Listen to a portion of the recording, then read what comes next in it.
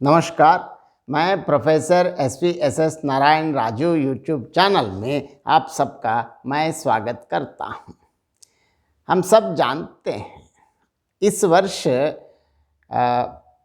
प्रमुख आंचलिक उपन्यासकार, आंचलिक कथाकार फणीश्वरनाथ रेणु जी के जन्म शती या जन्म शताब्दी या बर्थ सेंटिनरी वर्ष के रूप में हम मनाए जा रहे हैं और बहुत लोग मना भी चुके हैं और कर रहे हैं। तो ये पूरे वर्ष भर भारतवर्ष ही नहीं संपूर्ण विश्व में मनाएंगे।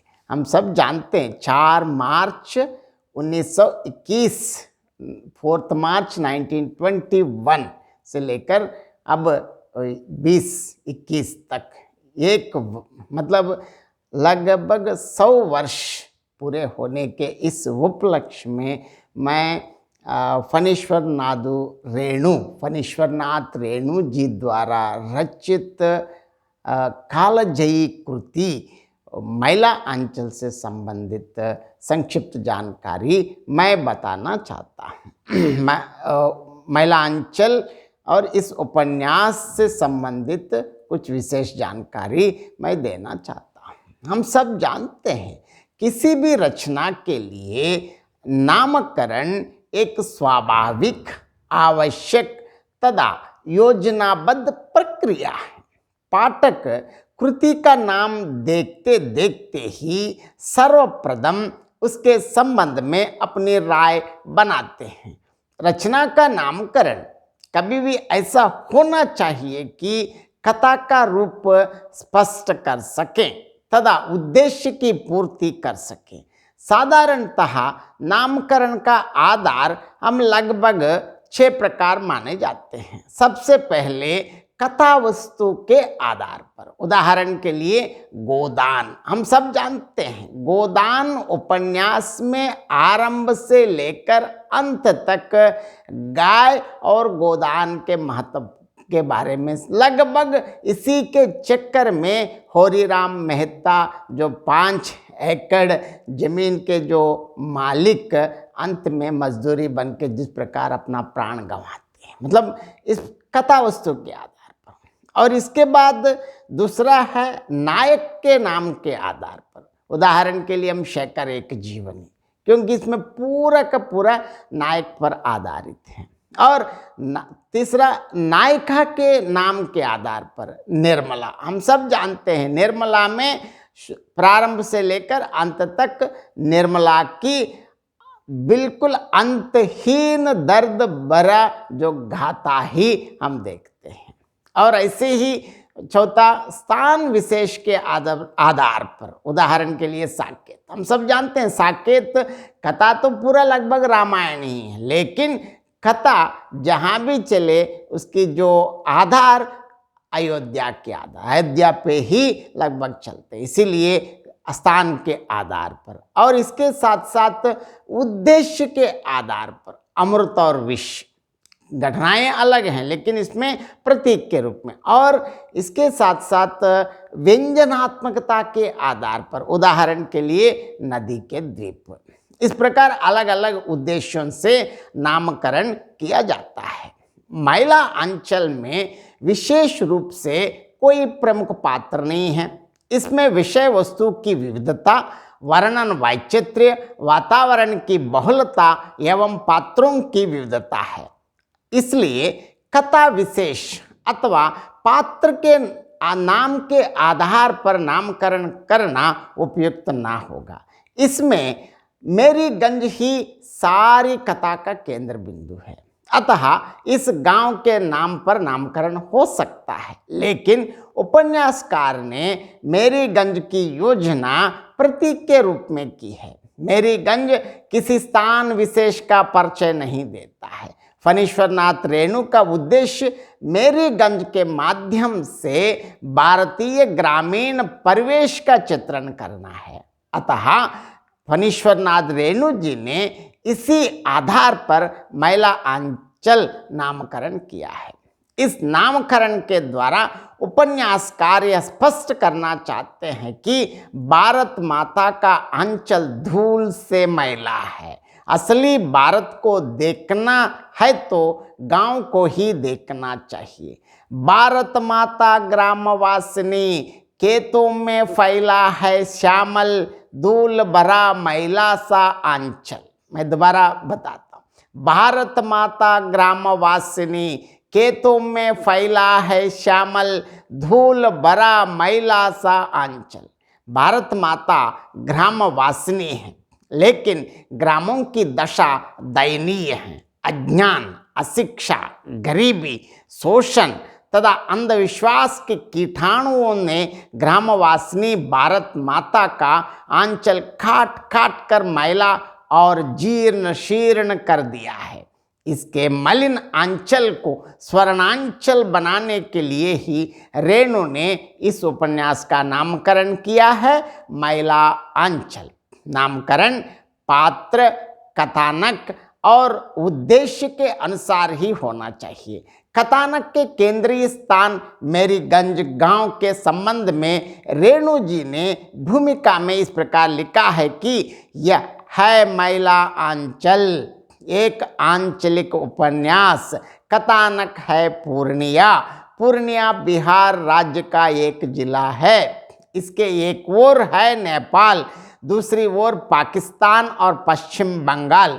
विभिन्न सीमा रेखाओं से इसकी बनावट मुकम्मल हो जाती है। जब हम दक्षिण में संथाल परगना और पश्चिम में मिथिला की सीमा रेखाएं खींच देते हैं, मैंने इसके एक हिस्से के ही एक ही गांव के द्वारा उपन्यास का कथानक क्षेत्र बनाया है।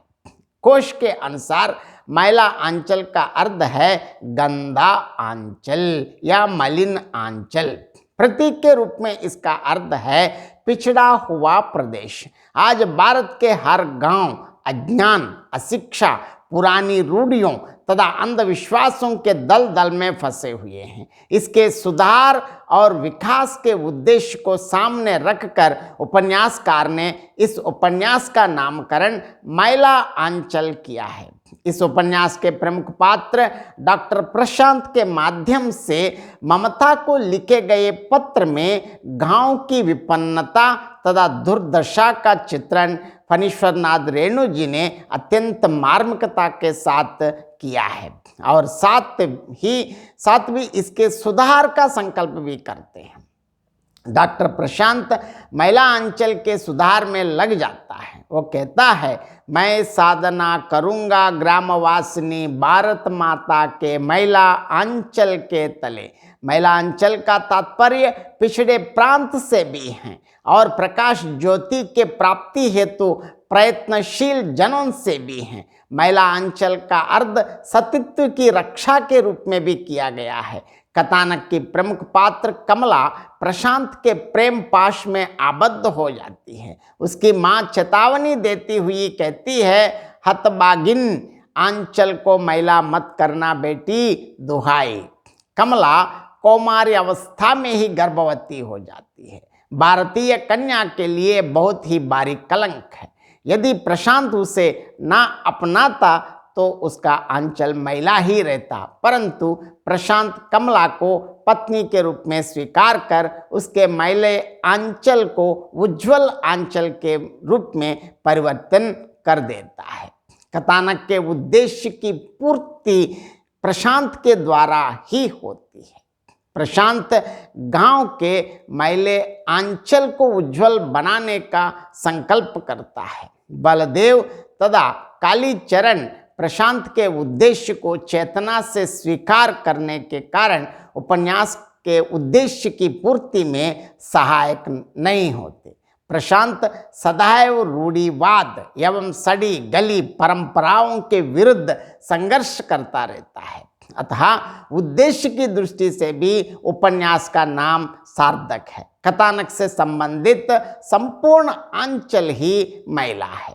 मेरीगंज में तांत्रिया टोली, राजपूत टोली तथा कायस्थ टोली को लेकर जातिवाद की प्रतिद्वंद्विता है। प्रत्येक टोली एक दूसरे को नीचा दिखाने का प्रयास करती है। संतालों को बाहर से आया विजातीय समझा जाता है। जमींदार भूमिहीनों का शोषण कर रहे हैं। मठ और मंदिर व्यभिचार के अड्डे हो रहे हैं। ओझा पंडितों के बहकाने से पार्वती की विधवा मां की हत्या की जाती है। इस प्रकार उपन्यासकार ने इस अंचल का सारा मैल सामने कर दिया है। इसी को प्रशांत ने हटाने का प्रयास निरंतर करता है। अन्य पात्र भी इस मैले को हटाने में अपना सहयोग देते हैं। लक्ष्मी, रामदास, सेवादास, लहर सिंह नागबाबा से अपने सतीत्व की रक्षा कर अपनी तेजस्विता का परिचय देती है। क्योंकि यहाँ मैं दोबारा बताना, लक्ष्मी, रामदास, सेवादास, लहर सिंह नागबाबा से अपने सतीत्व की रक्षा कर अपनी तेजस्विता का परिचय देती हैं। बलदेव गांव में अस्पताल खुलने में अपना सहयोग देता है। साथ ही गांव में राजनीतिक चेतना का प्रसार करता है। कालीचरण गांव में सोशलिस्ट आंदोलन को जन्म देता है।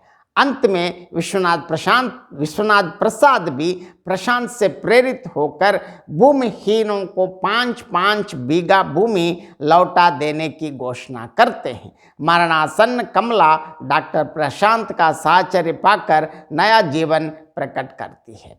इस प्रकार से इस उपन्यास के प्रत्येक पात्र कीचड़ में फंसकर भी उससे निकलने का प्रयत्न करता है। वह मैले अंचल को स्वच्छ बनाने के प्रयत्न में लगा रहता है। इस दृष्टि से प्रस्तुत या मैला अंचल उपन्यास का नामकरण सर्वथा मौलिक, सटीक एवं सार्थक है। इस प्रकार आज मैला अंचल उपन्यास से संबंधित और उपन्यास का नामकरण से संबंधित संक्षिप्त जानकारी मैंने प्रस्तुत करने के लिए कोशिश किया। बहुत बहुत धन्यवाद।